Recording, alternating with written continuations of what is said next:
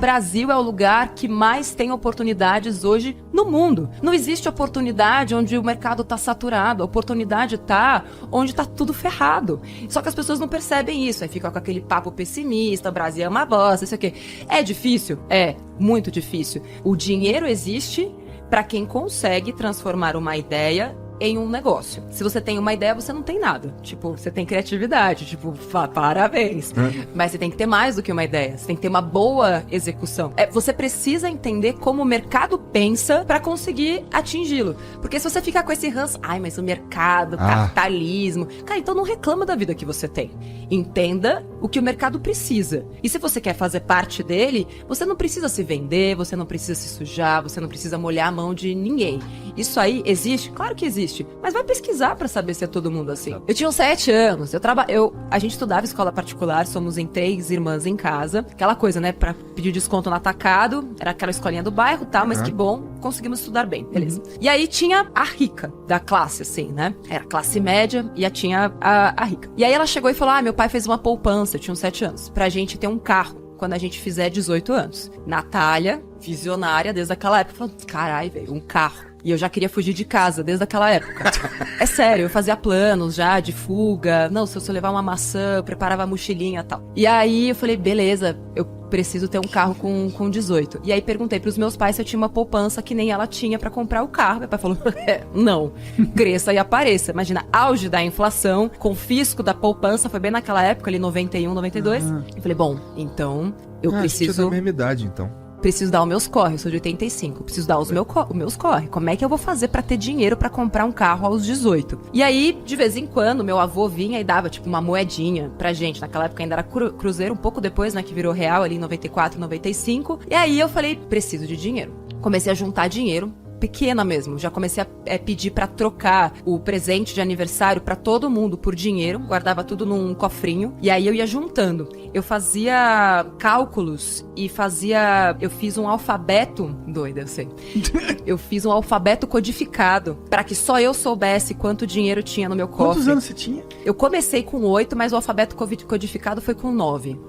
Para as minhas irmãs, caso tivessem acesso ao meu cofre, se elas tirassem dinheiro de lá, só eu ia saber que elas tiraram, porque eu tinha o alfabeto codificado. Exatamente. Mas, de novo, depois estudando a economia comportamental e tudo mais, e assim, eu fui fiel ao meu plano até os 18 anos de idade. E quando eu percebi que eu não ia ter dinheiro suficiente fazendo só as manobras que eu usava, eu comecei a ganhar dinheiro das formas que eu podia. Então, eu ia para 25 de março, comprava camiseta, fazia tie-dye e vendia na escola, fazia umas pulseirinhas lá de barbante, vendia na escola, promovia uns bazares na minha casa, comecei a fazer propaganda, porque eu descobri, tipo, uma vez me chamaram pra fazer teste de propaganda, eu tinha uns 12, 13 anos, e ganhei R$50 num dia. Eu comecei a infernizar minha mãe, eu quero fazer publicidade, quer fazer propaganda. E aí, então, na minha adolescência, fiz muito desse tipo de coisa, e aí, com 18 anos, naquela época, eu tinha R$6.800. Entendi. O que hoje equivaleria a R$25 mil.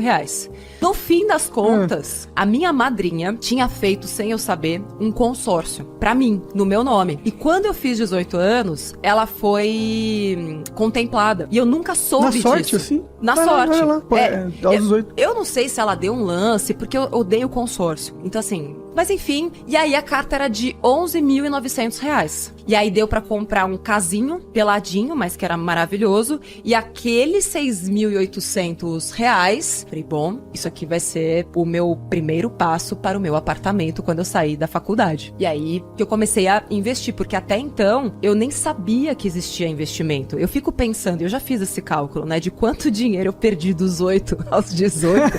Nossa! Por não ter investido, nem que fosse na poupança, que naquela época até rendia. Hoje é uma bosta, tá? Poupança, não faça isso. Mas depois que eu fui entender que o dinheiro podia trabalhar pra mim e que quanto mais eu me esforçasse com a força dos juros compostos, aplicando em bons investimentos, e fiz muita cagada como todo mundo, perdi dinheiro em fundos de investimento, porque, né, brilhou o olho e tal, mas foram todos esses aprendizados que hoje me proporcionam poder ensinar isso pras pessoas. Então, assim, toda vez que você for pensar alguma coisa, fala, pô, será que vale a pena eu comprar isso hoje? Ou será que eu quero alguma coisa muito mais incrível daqui a 2 anos, daqui a 3 anos? E você não precisa, assim, se restringir aquilo do longo prazo. Aí que tá. Quando você aprende não, eu quero essa bicicleta, eu quero essa bolsa, eu quero isso. Você começa a dedicar, é a mesma coisa do tempo, você começa a dedicar melhor o seu dinheiro também. Você fala, pô, isso aqui é importante? É tão importante quanto aquilo? E aí você começa a tomar decisões melhores. Porque quando você investe, você tem que ter um objetivo para aquilo. O dinheiro, ele tem que ser um pau mandado. Você que manda ele para onde você quer. Por isso que quando você tira o dinheiro, né, pensando um pouquinho mais pro futuro, é errado essa coisa de achar que a gente só tá investindo para daqui a 30 anos. Isso não é verdade. Eu invisto para daqui a um mês. Porque eu tenho, tipo, minhas metinhazinhas, minhas metas, metonas, metazonas, sabe? Tipo, eu quero uma bolsa para daqui a um mês, quero um carro para daqui a 3 anos e quero poder parar de trabalhar daqui a 15. Então, assim, e aí as metinhazinhas, elas vão se renovando, sabe? E aí você deixa de ser refém das vitrines, deixa de ser refém das notificações, porque é você quem escolhe, você quem toma as decisões. E lembra que eu falei que o dinheiro é um pau mandado?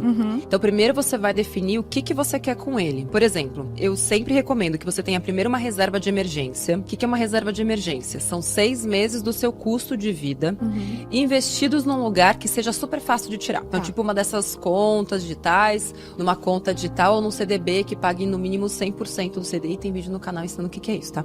Vou assistir. E que um negócio chamado liquidez imediata. O que é liquidez imediata? Liquidez significa em quanto tempo você consegue tirar aquele dinheiro de lá, tá?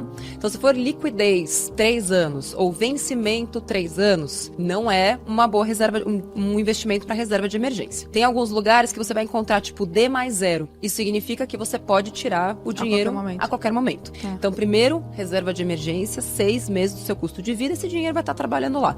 Passou da reserva de emergência, aí sim você consegue destinar esse dinheiro para outros investimentos que vão pagar muito mais, vão render muito mais, ou até mesmo em ações. E aí você não vai ter que depender daquele dinheiro, sabe? Não vai precisar tirar ele a qualquer momento.